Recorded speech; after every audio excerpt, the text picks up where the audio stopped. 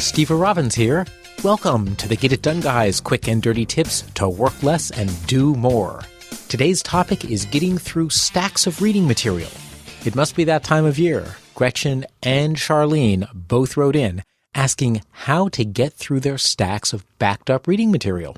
The quick and dirty tip is to read a little and often, ruthlessly tossing what isn't useful.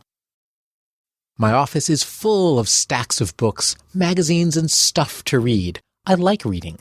I like it so much that I've given myself 2900 vision by never focusing further than a foot away from my eyes. It saves time, since I can just move my eyes from book to book without wasting all that focusing time. Like you, I have way too much stuff I haven't read. First, make sure all the books you haven't read are in a separate place on your bookshelf or in your office. Name the pile something clever like The Well of Book Knowledge Not Yet Known, or Books to Read, or Fred. Keep them spine out so you can scan the pile and read through all the titles at once. Now, whenever you have a few free moments, wander over to your pile, scan the titles, and grab a title you feel like reading. Read a bit, then put it back. It's that simple. Over time, if you read 3 pages a day, you'll finish a 200-page book in 2 months. If you do 3 of those at once, a total of 9 pages a day, you'll finish 18 books a year. If you like reading 1 book at a time, do 9 pages a day and you'll be done in a couple of weeks.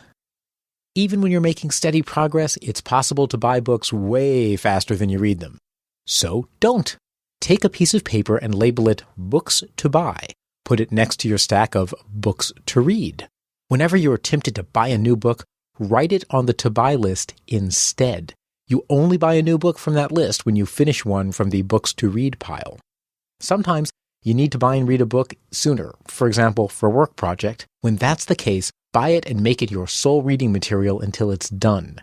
If you bought it for work, you'll presumably be motivated enough to make some progress.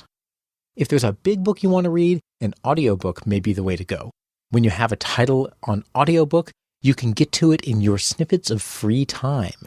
If you take a bus or ride a train, you can listen to your audiobook at the same time. You can also use an audiobook for company while doing other things.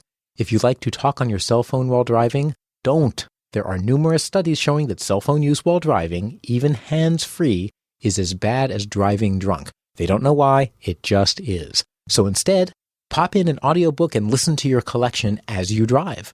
The same goes for grocery shopping. The bit about how you can listen to your audiobook at the same time, that is, not the part about how cell phones make you grocery shop like you're drunk.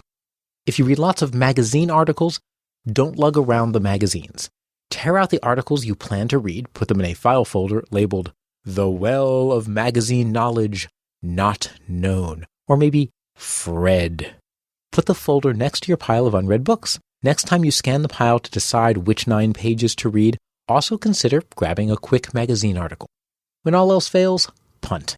Once a book or article has been in your to-read list for more than a year, it's time to bid it adieu.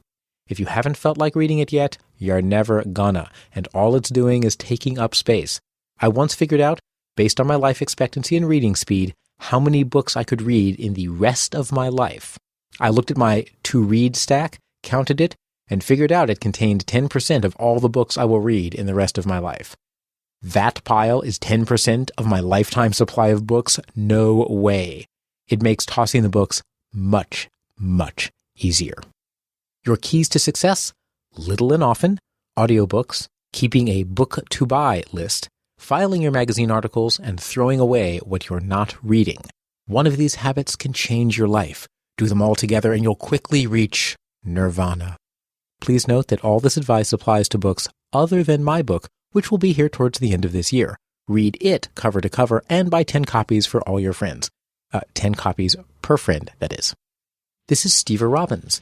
You can find this episode's transcript at getitdone.quickanddirtytips.com. Work less, do more, and have a great life.